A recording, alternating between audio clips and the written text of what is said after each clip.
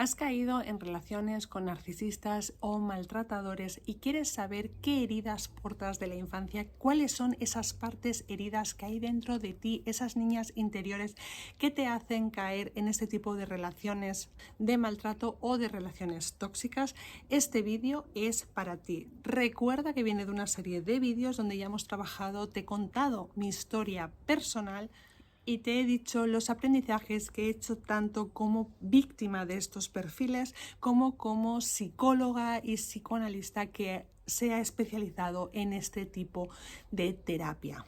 Hemos visto mi historia, hemos visto cuáles son las estrategias que utilizan los maltratadores y los narcisistas y hoy vamos a ver qué podía haber de base para caer en estas relaciones. Así que prepárate un café, un té, una bebida fresquita, ponte cómoda o cómodo, que empezamos.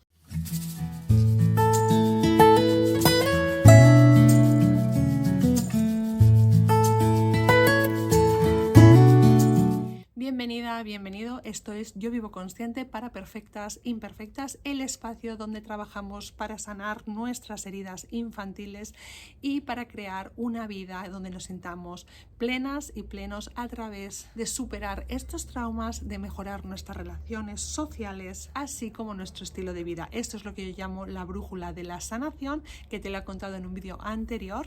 Y hoy vamos a ver estas heridas, estas partes interiores que se atan a estas relaciones nocivas. Os recuerdo que no todos somos nosotros, sino que los maltratadores, los narcisistas tienen una serie de estrategias que hace que caigamos y que sea muy difícil identificar que estamos en estas relaciones. Esto es el vídeo anterior, pero hoy vamos de pleno a nuestras heridas. Bien, lo primero que quiero destacar es nuestra historia personal. Cuando venimos de una familia que ha utilizado patrones de abuso, de maltrato, donde los límites no estaban claros, donde teníamos que hacer ciertas cosas para ser queridas, por ejemplo, ser muy sumisas o tolerar padres o madres maltratadores, es normal que sigamos cayendo en este tipo de relaciones. ¿Por qué? Porque aprendemos cómo tenemos que ser tratadas o cómo un hombre trata a una mujer o viceversa en las relaciones familiares. Son nuestros primeros vínculos, dependemos de ellos. Esto se llama apego, ¿vale?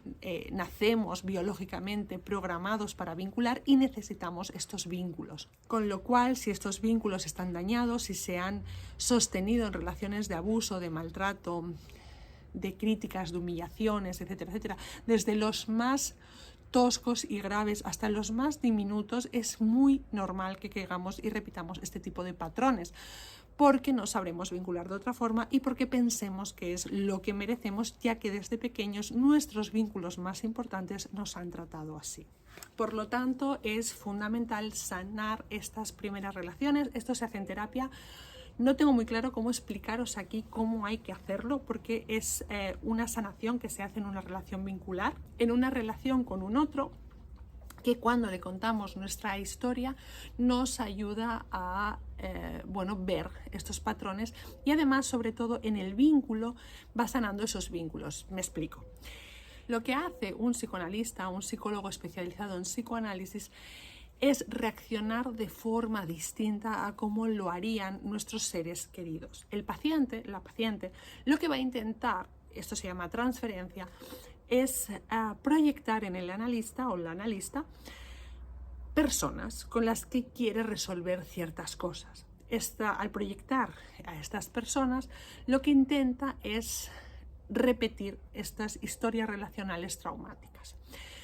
El terapeuta puede entrar o no entrar en este tipo de patrones. A veces se entra porque son muy inconscientes, porque el paciente te lleva ahí y repetimos el trauma, y otras veces nos damos cuenta antes y no entramos y actuamos de forma distinta. En la primera opción, lo que tiene que hacer el terapeuta es, cuando se da cuenta que ha entrado en este baile, en este juego al que le ha llevado el paciente, que se llama enactment, rápidamente salir de ahí, reparar lo que haya pasado y también hacerlo consciente, ¿vale? En psicoanálisis hacemos todo el rato consciente el inconsciente para que la persona pueda detectar estos patrones, y a veces simplemente deja de hacerlos, y otras veces lo que hace es, al ser consciente, cuando lo repite, se da cuenta que los está repitiendo y entonces puede actuar de forma distinta, ¿ok?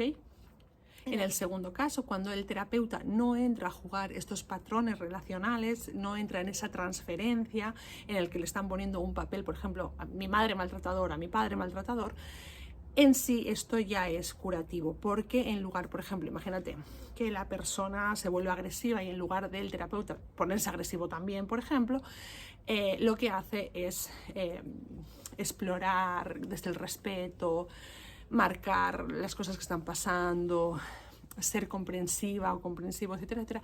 Todas estas respuestas distintas ya son en sí sanadoras. Otra forma que se da en terapia, por eso digo que estas relaciones primarias hay que sanarlas en terapia, este apego hay que repararlo en terapia, es que el paciente no solo va a proyectar en el analista o en la analista a una persona de su infancia, es decir, yo soy paciente, me comporto como la niña que fui y proyecto en ti a mamá o a papá, sino que muchas veces se va a comportar como esa mamá o ese papá maltratador, ¿no? Y entonces ahí el terapeuta tiene que darse cuenta de quién está hablando dentro de lo que llamamos en psicoanálisis el mundo relacional. Entonces, en esta escena que porta el paciente, donde hay padres, madres, las niñas que fueron, etcétera, etcétera, tenemos que darnos cuenta de quién está hablando, ¿no? Entonces, por ejemplo, si tenía un padre maltratador, puede que en sesión nos maltrate como analistas y nosotros tenemos que hacerle ver que este patrón también vive dentro de la víctima, ¿vale? De la niña que fue. ¿Vale? Con lo cual, poco a poco, a través de la relación terapéutica, se va sanando esas relaciones primarias, esa escena que tiene el paciente dentro, donde hay maltratadores, maltratados, víctimas, verdugos, etcétera, etcétera. ¿Por qué esto es importante? Porque lo que intentamos hacer en psicoanálisis es que la persona deje de relacionarse desde víctima a maltratador, ¿vale? Y que aprenda o que sane esos vínculos para poder relacionarse de formas distintas, ¿vale? Mucho más sanas. Y este es el primer paso para salir de estas relaciones nocivas. Podría profundizar mucho más, pero me extendería mucho en el primer punto. Lo segundo que tenemos que estar muy atentos es en no caer en ciertas defensas psicológicas, como pueden ser la racionalización, la idealización y la negación. En mis vídeos os contaba cómo yo constantemente, sobre todo en el primero de la serie, constantemente justificaba a mi ex, ¿vale? ¿Por qué hacemos esto? Porque para el cerebro humano es muy difícil darse cuenta que un ser querido le está maltratando o que un ser querido le está haciendo estrategias para dominarle, etcétera, etcétera, ¿no? Entonces vemos una cosa que está mal y le ponemos una explicación. Esto se llama racionalizar en psicoanálisis y, por ejemplo, puede ser que nos esté tratando mal y que nosotros digamos es que son sus heridas de la infancia, es que el pobre ha tenido una vida muy dura, es que bla, bla, bla, bla. Todas y todos tenemos heridas y esto no justifica que tratemos mal a los otros. Es nuestra responsabilidad acudir a terapia para no dañar. Y si estamos con una persona que nos está dañando, tenemos que ser muy conscientes que su historia no justifica que nos falta el respeto, que nos trate mal, etcétera, etcétera. Porque va a empezar con cosas pequeñas, esto lo vimos en el vídeo anterior, y eso se va a ir incrementando y vamos a entrar en un juego donde luego ya es muy difícil salir porque vamos a estar muy minadas o muy minados en la autoestima, en el amor propio y en la capacidad de salir de ahí porque nos habrá dejado sin vínculos, etcétera, etcétera. Lo hemos visto en el vídeo anterior, no voy a profundizar, así con que cuidado con racionalizar las cosas que nos hacen, con darle siempre como una justificación a esto que nos hace malo. Puede ser que sea verdad, puede ser que haya tenido una vida muy difícil, pero eso no justifica las faltas de respeto ni que nos trate mal. Las otras defensas que solemos usar es la idealización y la negación. La idealización es creer que todo es bueno, que no tiene nada malo, ¿vale? Entonces nos solemos echar las cosas malas a nosotras. Y la negación es negar las partes negativas, como su propio nombre indica, ¿no? Como no ver cierta realidad o si la vemos, usar la justificación que he dicho antes, ¿no? Entonces tenemos que tener cuidado. Cuando el otro es totalmente bueno, no tiene partes malas y las partes malas las tenemos nosotras, señal de alarma, ¿vale? Entonces cuidado con estas defensas. Las defensas en psicoanálisis son estrategias que usa la mente para no percibir una realidad que nos hace daño. Esa realidad puede ser nuestra, de nuestro interior, de nuestra historia, etcétera, etcétera, o puede ser de los otros que nos están rodeando. Así que mucho cuidado con esto. El tercero son los roles que hacemos, que traemos de nuestra familia, ¿no? Los roles son esos puestos esas actividades, esas formas de ser, como si fuéramos personajes en una película que tuvimos que hacer para encajar en nuestra familia. Es el espacio, el hueco que nuestra familia nos dio o que una persona de nuestra familia con la que nos hemos identificado tenía y pensamos que ahí es. Os voy a poner ejemplos para ser más clara. Imaginaos que en tu familia, para ser querida, para que no te critiquen, para que no te humillen, tienes que estar cuidando a todo el mundo. O simplemente para poder encajar porque hay una persona enferma y si no la cuidas, pues no te quiere o no tienes un lugar en esa familia. Este sería el caso 1, ¿no? El rol que ocupamos, cuidadora. O imagínate que en tu familia todas las mujeres son súper salvadoras o súper sumisas, etcétera, etcétera. Con lo cual, si tú has nacido mujer, para encajar en esa familia tienes que ser igual que ellas. Te identificas con los roles que ellas ejercen, ¿vale? Entonces, bueno, esto es importante detectarlo. Hay 2 grandes roles que suelen ser también muy femeninos, que suelen ser el de la cuidadora y el de la salvadora. También estaría el de la niña buena, la niña que no da problemas, etcétera, etcétera. Estos roles en común tienen que siempre ponemos a los demás por encima de nosotras. Esto también es muy cultural. Con lo cual, si somos salvadoras, hay que salvar a todo aquel ser que en algún momento de su vida ha sufrido, ¿vale? Si somos cuidadoras, hay que cuidar a todo aquel ser que en algún momento de su vida ha sufrido.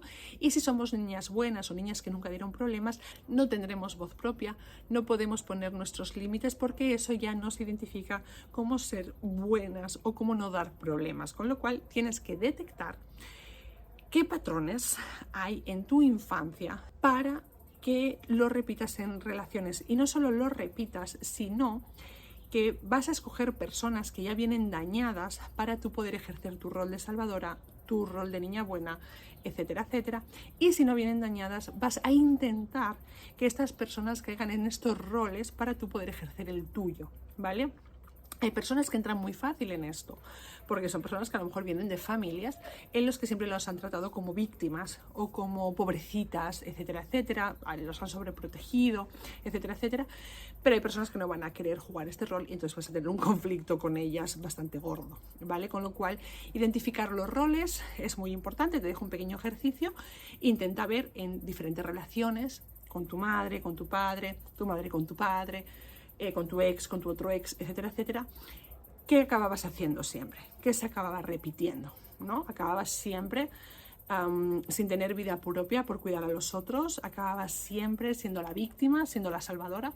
Bueno, haz estas preguntas que en terapia haríamos, o en mis talleres haríamos muy desarrolladas, pero aquí no tengo tanto tiempo, no quiero que se alargue el vídeo mucho. Y por último, esto va más para mujeres, pero bueno, en general las mujeres somos educadas para poner a los demás por encima nuestro, para cuidar, etcétera, etcétera. Algunas personas creen que esto es biológico, que esto es natural, esto es patriarcado, esto es machismo. No digo que algunos hombres sean educados en lo mismo, yo conozco casos que es así, pero en general las mujeres solemos dejar nuestros sueños, nuestros proyectos, nuestras vidas, absolutamente todo por cuidar a los demás. Así que sobre todo si eres mujer, yo lo que te diría es que leas sobre esto, estudies sobre esto y no pienses que es tu responsabilidad que todos los demás estén bien a tu alrededor y que tú tengas que renunciar a todo por salvar a los demás, por cuidar a los demás o por crear un ambiente de paz y armonía y por eso tengas que soportar cualquier cosa. Un día leí un texto en redes sociales que me pareció horroroso, porque decía algo así como que las madres eran las únicas que toleraban cualquier cosa, que hicieras lo que hicieras siempre estaban ahí, etcétera, etcétera. Esto puede ser válido para un bebé, ¿vale? Un bebé a veces te muerde, a veces te araña, porque no sabe gestionar su frustración y tú poco a poco tienes que ir ayudándole y no solo la madre tiene que hacer esto, el padre también, ¿vale? Los abuelos, etcétera, etcétera. No solo la madre tiene que tolerarlo todo. Pero repito que esto está muy bien para un bebé. Pero cuando el bebé tiene 40 años y barba, pues a lo mejor no hay que tolerar todas estas cosas, ¿vale? Con lo cual, no toleres esos mordiscos, esos arañazos de bebés de 40 años, porque no es tu rol, no eres una madre de un bebé. Eres la mujer de un marido o eres la amiga de una persona que te está tratando mal, etcétera, etcétera. Ya os digo que este tipo de relaciones se pueden dar en cualquier relación. Y esto me llevaría a otro tema que abordaré en otro vídeo, que me preguntéis siempre. ¿Qué pasa cuando esa relación tóxica no es una pareja, sino que es una madre o un padre? bueno, pues os diría que pasa exactamente lo mismo, ¿no? Profundizaré en otro vídeo. Si os gusta, me lo dejáis en comentarios, si os gusta el tema. Recordad dejarme comentarios, preguntas, dudas, etcétera, etcétera, para que pueda ir resolviéndolos en próximos vídeos. Y en principio, bueno, hasta aquí se acaba esta serie de mi relación con el maltratador narcisista. Espero que os haya ayudado, espero que la veáis entera. Y bueno, evidentemente me dejó muchísima información, está muy simplificado, todo esto habría que adaptarlo cada una a su historia concreta, pero esto no lo puedo hacer ni en un vídeo ni en un podcast. Esto tiene que ser una buena terapia. Recordad que mi equipo está especializado en estas temáticas y poco más. Espero de verdad, de corazón, haberos ayudado.